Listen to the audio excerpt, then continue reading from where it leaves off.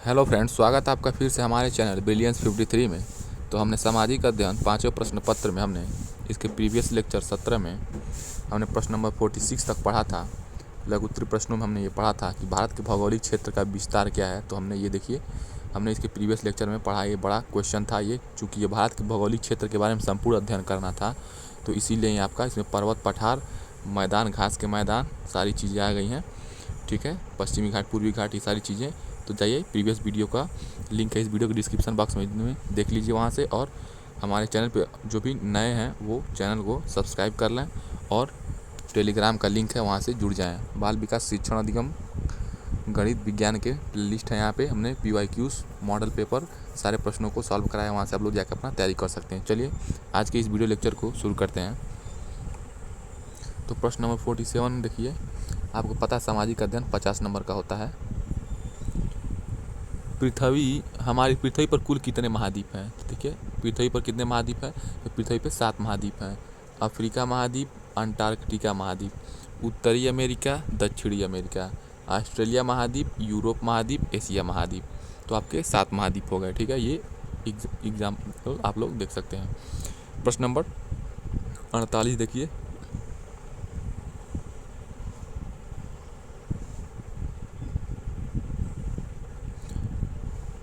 मेगास्थनीज द्वारा भारत यात्रा के दौरान किए गए वर्णन को बिंदुवार लिखिए। तो जब मेगास्थनीज भारत आया था तो क्या क्या उसकी विशेषता थी, तो लिखिए। तो मेगास्थनीज ईसा पूर्व यानी कि ईसा मसीह के जन्म से 299 ईसा पूर्व में यूनान का एक राजदूत था। तो मेगास्थनीज कहाँ का था? यूनानी राजदूत था, यूनानी एम्बेसडर था। मतलब हर एक देश क्या करता है, जैसे इस टाइम हम लोग हैं भारत, हमारे भी देश में बहुत सारे देश के राजदूत होते हैं। ठीक है, राजनीतिक प्रतिनिधि होते हैं, जो चंद्रगुप्त मौर्य के दरबार में आया था। तो मेगास्थनीज आपका यूनानी राजदूत था और चंद्रगुप्त मौर्य के दरबार में आया था। यूनानी सामंत सेल्यूकस भारत में फिर राज्य विस्तार की इच्छा से 305 ईसा पूर्व भारत पर आक्रमण किया था, किंतु उसे संधि करने पर विवश होना पड़ा था। ठीक है, तो जो यूनानी सामंत था सेल्यूकस, वो भारत में सोचा था फिर से मैं अपना राज्य का विस्तार करूं, इसीलिए वो भारत पे आक्रमण किया 305 ईसा पूर्व में, लेकिन वो ऐसा कर नहीं पाया और उसे समझौता करना पड़ा था। तो संधि के अनुसार मेगास्थनीज नाम का राजदूत चंद्रगुप्त के दरबार में आया था। ठीक है, तो संधि के अनुसार क्या था? मेगास्थनीज नाम का राजदूत चंद्रगुप्त मौर्य के दरबार में आया था। वह कई वर्षों तक चंद्रगुप्त के दरबार में रहा। जो कुछ भारत में देखा उसने इंडिका नामक पुस्तक में विस्तृत वर्णन किया। ठीक है, तो जो मेगास्थनीज था, यूनानी राजदूत था, ठीक है, वो चंद्रगुप्त मौर्य के दरबार में कई वर्षों तक रहा और अपनी पुस्तक इंडिका के बारे में, इस इंडिका में भारत के बारे में बहुत विस्तृत अध्ययन करके वर्णन किया। वह लिखता है कि भारत का सबसे बड़ा नगर पाटलिपुत्र है। तो उस समय भारत का सबसे नगर बड़ा पाटलिपुत्र था चंद्रगुप्त मौर्य के शासनकाल में। तो यह नगर गंगा और सोन के संगम पर बसा है। तो जो पाटलिपुत्र है वो गंगा नदी और सोन नदी के संगम पर बसा था। इसकी लंबाई 9.5 मील और चौड़ाई 2.25 मील है। ठीक है, तो इसकी लंबाई 9.5 मील और चौड़ाई इसका 2.25 मील। नगर के चारों ओर एक दीवार है। तो उस समय का ये वर्णन कर रहे हैं मेगास्थनीज की जो पाटलिपुत्र था, ठीक है, वो गंगा और सोन नदी के संगम पर है और 9.5 मील इसकी लंबाई है, चौड़ाई 2.25 मील है, और नगर के चारों ओर क्या है? दीवार है, जिसमें 64 द्वार हैं। तो उस समय 64 द्वार थे। 570 दुर्ग बने यानी कि किले बने हैं। नगर के अधिकांश मकान लकड़ी के बने हैं। ठीक है, तो नगर के अधिकांश मकान लकड़ी के बने थे। ठीक है, सेना के छोटे बड़े सैनिकों को राजकोष से नगद वेतन दिया जाता था। ठीक है, सेना के काम और प्रबंध में राजा स्वयं दिलचस्पी लेता था। तो सेना को अपने उस राजकोष से राजा क्या करता था? डायरेक्ट उनके हाथों में सैलरी देता था, और जो भी नगर का काम या कोई भी अरेंजमेंट या कोई भी व्यवस्था करना रहता था तो राजा स्वयं क्या करते थे? उसे निपटाते थे। रण क्षेत्रों में वे शिविरों में रहते थे। ठीक है, शिविर 2-4 दिन का कैंप होता है, और सेवा और सहायता के लिए राज्य से उन्हें नौकर भी दिए जाते थे। पाटलिपुत्र को वह समानांतर चतुर्भुज नगर कहता है। तो मेगास्थनीज अपनी पुस्तिका इंडिका में क्या कहता है पाटलिपुत्र को, ठीक है, 9.5 मील लंबाई है, गंगा और सोन नदी के संगम पर बसा है और 2.25 मील उसकी चौड़ाई है, ठीक है, और उसकी आकृति समानांतर चतुर्भुज यानी कि आमने सामने की भुजाएं समांतर होती है ना, ये समानांतर चतुर्भुज तो इस शेप में थी, ठीक है। समांतर चतुर्भुज की आमने सामने भुजाएं बराबर और समांतर होती हैं, तो इस शेप में होती हैं, आप लोग जैसा कि देख सकते हैं। इस नगर में चारों ओर लकड़ी की प्राचीर है जिसके भीतर तीर छोड़ने के स्थान बने हैं। वह कहता है कि इस राजा प्रासाद की सुंदरता के सामने ईरानी राजा प्रासाद शुष्का और इकबतना फीके लगते हैं। उद्यान में देसी तथा विदेशी दोनों प्रकार के वृक्ष लगाए गए हैं। राजा का जीवन बड़ा ही ऐश्वर्यम है, ठीक है। मेगास्थनीज ने चंद्रगुप्त के राजा प्रासाद का बड़ा ही सजीव वर्णन किया है। सम्राट का भवन पाटलिपुत्र के मध्य में स्थित था। तो सम्राट चंद्रगुप्त मौर्य का जो भवन कहाँ था, पाटलिपुत्र के एकदम बीचों बीच में स्थित था। भवन चारों ओर सुंदर एवं रमणीक उपवनों तथा उद्यानों से घिरा हुआ था, ठीक है। तो बागीचों और अच्छे अच्छे सुंदर सुंदर बागीचों से वो रमणीकों और उपवनों से घिरा हुआ था। प्रासाद के इन उद्यानों में लगाने के लिए दूर दूर से वृक्ष मंगाए जाते थे। भवन में मोर पाले जाते थे। भवन के सरोवर में बड़ी बड़ी मछलियाँ पाली जाती थी, ठीक है, मछलियाँ भी पाली जाती थी। सम्राट प्रायः अपने भवन में ही रहता था और युद्ध, न्याय या आखेट यानी कि शिकार के समय ही बाहर निकलता था। यानी कि जब युद्ध करना होता था, कोई न्याय वाला अगर राजा का दरबार लगाना होता था या शिकार करना होता था, तभी राजा बाहर निकलते थे। तो दरबार में अच्छी सजावट होती थी और सोने चांदी के बर्तनों से आंखों में चकाचौंध पैदा हो जाती थी। यानी कि राजा के महल में क्या था, सोने चांदी से बने बर्तनों को देख के लोगों को चकाचौंध हो जाती थी। राजा राजप्रसाद से सोने की पालकी या हाथी पर बाहर निकलता था। सम्राट की वर्षगांठ बड़े समारोह के साथ मनाई जाती थी। राज्य में शांति और अच्छी व्यवस्था रहती थी। अपराध कम होते थे। प्रायः लोगों को घरों में ताले नहीं बंद होते थे। यानी कि ये चंद्रगुप्त मौर्य के शासनकाल का जो वर्णन इंडिका में मेगास्थनीज ने जो अपना वर्णन किया है, उस समय के मार्मिक वर्णन किए हैं जो चंद्रगुप्त मौर्य के शासनकाल के बारे में। तो बहुत अच्छे तरीके से इंडिका में लिखा है उन्होंने। तो देखिए नेक्स्ट प्रश्न है, देखिए लघुत्तरीय प्रश्नों को ज़्यादा बड़ा नहीं, लघु में ही लिखना है। तो देखिए प्रश्न नंबर 49 क्या है, बौद्ध धर्म के प्रमुख सिद्धांत बताइए, अथवा बौद्ध धर्म के प्रमुख सिद्धांत तथा गौतम बुद्ध की प्रमुख शिक्षाएं बताइए। यह प्रश्न 2022 और 2023 दोनों में पूछा गया है, यानी कि बौद्ध धर्म आपका इंपॉर्टेंट है। तो बौद्ध धर्म की शिक्षाएं एवं सिद्धांत क्या हैं, चलिए हम लोग पढ़ते हैं बौद्ध धर्म के शिक्षाएं एवं सिद्धांत।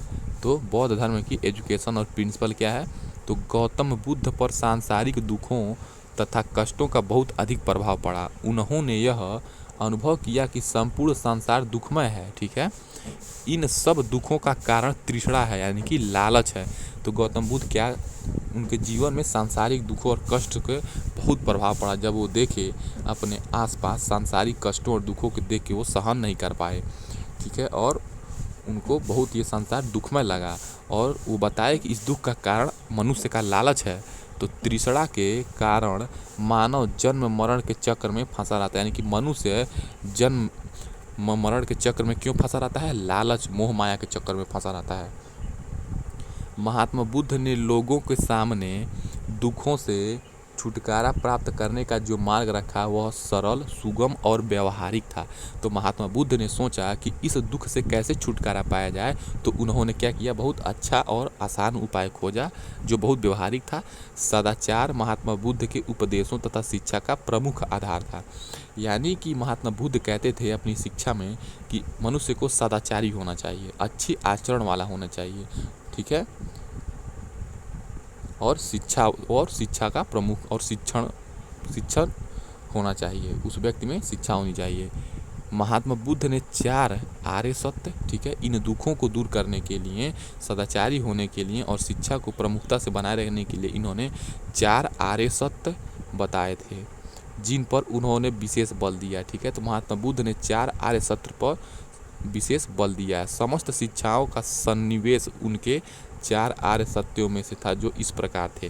तो इन सांसारिक कष्टों, मोह माया और तृष्णा से दूर होने के लिए जो बौद्ध धर्म के संस्थापक गौतम बुद्ध ने 4 आर्य सत्य बताए थे, तो देखिए 4 आर्य सत्य हम लोग पढ़ते हैं। तो 4 आर्य सत्य क्या है? पहला, दुख ही जीवन का सत्य है, यानी कि बिना दुख के जीवन आपका हो ही नहीं सकता। तो अपने ज्ञान तथा अनुभव द्वारा महात्मा बुद्ध ने यह निष्कर्ष निकाला कि वास्तव में यह संसार दुखमय है। उनके अनुसार इस संसार में दुख ही दुख है। मनुष्य को विभिन्न कारणों से दुख उठाना पड़ता है, वो कारण चाहे फिजिकली हो, मेंटली हो या इकोनॉमिकली हो। उन्होंने कहा कि वृद्धावस्था भी दुखमय है, क्योंकि वृद्धावस्था में मनुष्य का झुक जाता है, बीमारियां होती हैं, कमजोरियां होती हैं। ठीक है, रोग भी दुख है, प्रिय वस्तु का वियोग भी दुख है। ठीक है, आपका प्रिय वस्तु कोई चीज़ है, उससे आप दूर हो जाते हैं तो भी आपको दुख होता है, और अप्रिय वस्तु के साथ संयोग भी दुख है, और जो चीज़ें आपको नहीं पसंद है उससे भी आपको वो मिल जाता है चीज़, तब भी दुख है। यह उनका पहला आर्य सत्य है। तो इसको इन्होंने क्या बताया? पहला आर्य सत्य बताया कि हर एक चीज़ में दुख ही दुख है, पा जाओ तो भी दुख, खो दो तब भी दुख।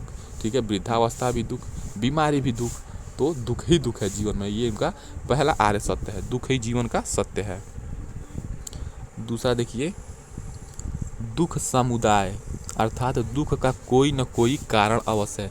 यानी कि पहला दुख सत्य है और इस दुख का कोई न कोई कारण है। तो चलिए, तो दुख का क्या कारण है महात्मा बुद्ध के अनुसार जानते हैं। तो महात्मा बुद्ध ने कहा कि हृदय की तृष्णा, ठीक है, यानी कि हमारे हृदय की जो लालच है उसके दुख का कारण है।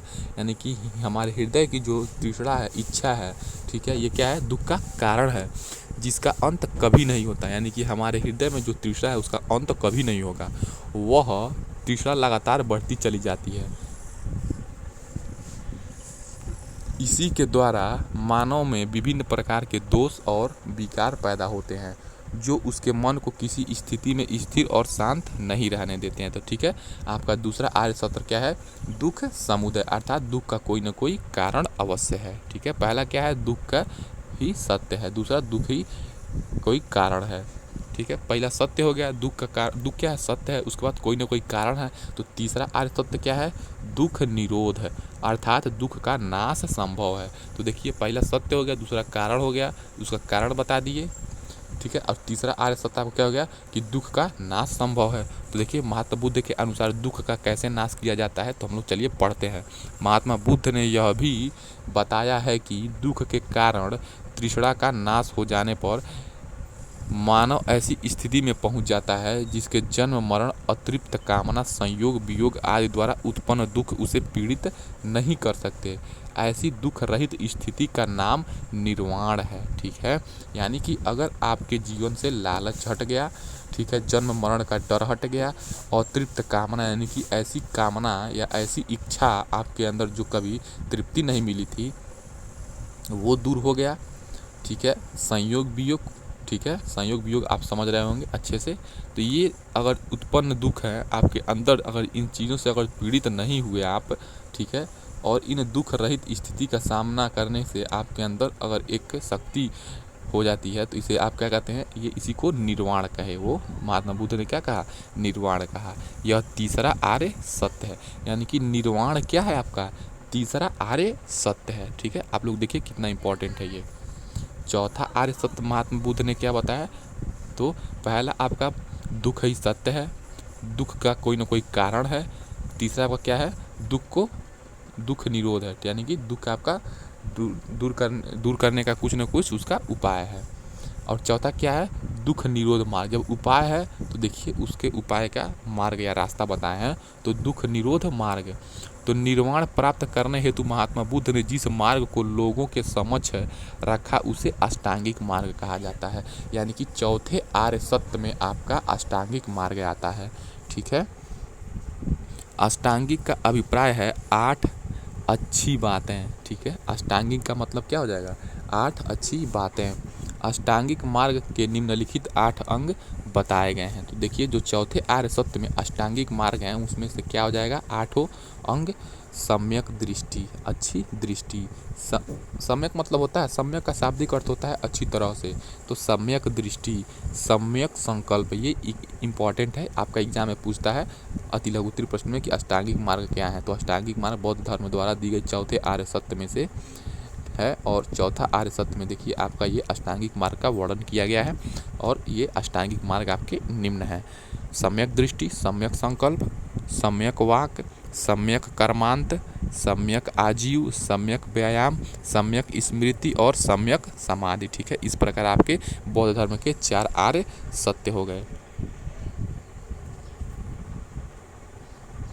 प्रश्न नंबर 50 देखिए, फिर से वही प्रश्न रिपीट कर दिया है कि हमारे पृथ्वी पर कुल कितने महाद्वीप हैं, उनके नाम लिखिए। तो पृथ्वी पर महाद्वीप 7 महाद्वीप हैं।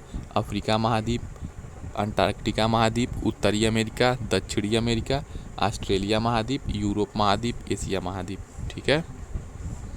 प्रश्न नंबर 51 क्या है, देखिए ये, जो भी क्लास को पहली बार देख रहे हैं तो क्लास को लाइक, शेयर, सब्सक्राइब और अपने डीएलएड फ्रेंड्स, प्रशिक्षुओं, क्लासमेट्स के साथ इस क्लास को शेयर अवश्य कर दें।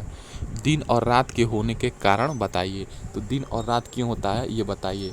ठीक है, तो पृथ्वी के अपने अक्ष पर घूर्णन, ठीक है, करने के कारण दिन और रात होते हैं। यानी मान लीजिए ये पृथ्वी है और पृथ्वी का ये इमेजिनरी एक्सिस है। ठीक है, ये पृथ्वी क्या करती है, पृथ्वी आपका ये ईस्ट है, ये वेस्ट है, तो पृथ्वी आपका पश्चिम से पूर्व की तरफ ऐसे ऐसे आपकी पृथ्वी घूमती रहती है अपने ही अक्ष पे। ये जो अक्ष आपका दिख रहा है, ये जो अक्ष है ना, इमेजिनरी अक्ष, इसी इमेजिनरी अक्ष, इसी काल्पनिक अक्ष के परितः घूमती रहती है। और मान लीजिए यहाँ पे सूर्य है, तो जब ये घूमेगी ऐसे ऐसे अपने ही जगह पे, तो जहाँ जहाँ सूर्य का प्रकाश पड़ता है वहाँ वहाँ दिन होता है, और जहाँ नहीं पड़ता है वहाँ पे आपका रात होता है। ठीक है, पृथ्वी के घूर्णन करने पर पृथ्वी का जो भाग सूर्य के सामने होता है वहाँ दिन होता है, क्योंकि सूर्य क्या करता है, प्रकाश देता है, लाइट देता है। तो जब पृथ्वी के सामने वाले भाग पे सूर्य का लाइट पड़ेगा तो उस टाइम में वहाँ पे दिन होगा, और जो भाग सूर्य की विपरीत दिशा में होता है वहाँ अंधेरा या रात होती है। क्योंकि पृथ्वी एक परिक्रमा लगभग 24 घंटे में पूरा करती है। ठीक है, तो पृथ्वी क्या करती है, 24 घंटे में एक चक्कर लगा लेती है अपने अक्ष पे ही। ठीक है, इतना ही समय दिन रात के एक चक्कर को पूरा होने में लगता है। यानी कि पृथ्वी 24 घंटे में एक चक्कर लगाती है, और उस एक चक्कर के दौरान जहाँ जहाँ सूर्य का प्रकाश पड़ता है वहाँ वहाँ दिन होता है, और जहाँ पे सूर्य का प्रकाश उस एक चक्कर के दौरान यानी कि उस 24 घंटे के दौरान नहीं पड़ता है वहाँ रात होती है। ठीक है, देखिए नेक्स्ट प्रश्न क्या है, देखिए नेक्स्ट प्रश्न हम लोग पढ़ते हैं। धूमकेतु क्या है, संक्षेप में बताइए। ये प्रश्न आपका 2022 में पूछा है, आप लोग देख सकते हैं। जो भी प्रश्न यहाँ पे हैं सभी इंपॉर्टेंट है, तो कोई भी प्रश्न पूछा जा सकता है एग्जाम में। आपको कोई एग्जैक्ट नहीं बता सकता कि कौन प्रश्न पूछा जा सकता है। ये बताया जा सकता है कि किस प्रश्न की आने की पॉसिबिलिटी 90% है, किस प्रश्न की आने की पॉसिबिलिटी 50% है। तो धूमकेतु क्या है, सौरमंडलीय निकाय है, यानी कि क्या है, सोलर सिस्टम का क्या है, एक सिस्टम है। तो धूमकेतु क्या है, सौरमंडलीय निकाय यानी कि सौरमंडलीय सिस्टम है, जो पत्थर किससे बना है, धूमकेतु किससे बना है, पत्थर, धूल, बर्फ और गैस के बने हुए छोटे छोटे खंड होते हैं। यानी कि धूमकेतु ऐसे छोटे छोटे खंड होते हैं, और किससे बने होते हैं, पत्थर, धूल, बर्फ और गैस के बने होते हैं। ठीक है, यह ग्रहों के समान सूर्य की परिक्रमा करते हैं। यानी कि जो धूमकेतु होते हैं वो ग्रहों की तरह भी क्या करते हैं, सूर्य के चारों ओर रिवॉल्यूशन करते हैं, परिभ्रमण करते हैं। छोटे पथ वाले धूमकेतु यानी कि छोटे पथ वाले धूमकेतु सूर्य की परिक्रमा एक अंडाकार पथ में लगभग 6 से 200 वर्ष में। ठीक है, तो जो मान लीजिए सूर्य के चारों तरफ छोटे पथ में जो चक्कर लगाते हैं धूमकेतु, वो क्या करते हैं, ऐसे आपके अंडाकार पथ में 6 से 200 वर्ष में क्या करते हैं, पूरी करते हैं। कुछ धूमकेतु का पथ वलयाकार होता है यानी कि सर्कुलर होता है, और वे मात्र एक बार ही दिखाई देते हैं। लंबे पथ वाले धूमकेतु एक परिक्रमा करने में हजारों वर्ष लगाते हैं। अधिकतर धूमकेतु बर्फ, कार्बन डाइऑक्साइड, मीथेन, अमोनिया तथा अन्य पदार्थ जैसे सिलिकेट और कार्बनिक मिश्रण के बने होते हैं। कुछ प्रसिद्ध धूमकेतु तो देखिए कुछ प्रसिद्ध धूमकेतु आपको क्या हो जाएंगे, हैली धूमकेतु, धूमकेतु शूमेकर लेविनाइन, ठीक है, याद रखेंगे, हैली धूमकेतु, धूमकेतु शूमेकर लेविनाइन, हेल बाप धूमकेतु, ठीक है। ये आपके धूमकेतु के बारे में हो गया, जो धूल, पत्थर और बर्फ गैस से बने होते हैं और सूर्य के चारों ओर क्या करते हैं, कोई अंडाकार पथ में चक्कर लगाता है, कोई वलयाकार पथ में चक्कर लगाता है। तो जो अंडाकार में चक्कर लगाता है वो 6 से 200 वर्ष में पूरा करता है, और जो वलयाकार में लगाता है वो एक ही बार दिखाई देता है। और जो लंबे पथ में परिक्रमा करते हैं धूमकेतु सूर्य का, वो बहुत हजारों वर्ष समय लगाते हैं एक चक्कर पूरा करने में, ठीक है। और जो धूमकेतु होते हैं पत्थर, धूल, बर्फ के ही नहीं बने होते हैं, ये जो इसमें जो बर्फ और बर्फ के अलावा जो गैस होते हैं वो CO2 गैस, मीथेन, अमोनिया भी अन्य गैसों से बने होते हैं। और जो पदार्थ होते हैं जैसे पत्थर में आ जाएंगे आपका सिलिकेट और कार्बनिक मिश्रण, ठीक है। और प्रसिद्ध धूमकेतु क्या है, हैली धूमकेतु और धूमकेतु शूमेकर लेविनाइन, हेल बाप धूमकेतु, ठीक है। चलिए ये जो नेक्स्ट प्रश्न है, प्रश्न नंबर 53 हम लोग नेक्स्ट वीडियो में पढ़ेंगे। तो चलिए जल्दी से वीडियो को लाइक, शेयर, सब्सक्राइब कर दीजिए। नेक्स्ट वीडियो में जुड़ने के लिए आप लोग चैनल को सब्सक्राइब कर लीजिए। मिलते हैं नेक्स्ट वीडियो में। जय हिंद दोस्तों।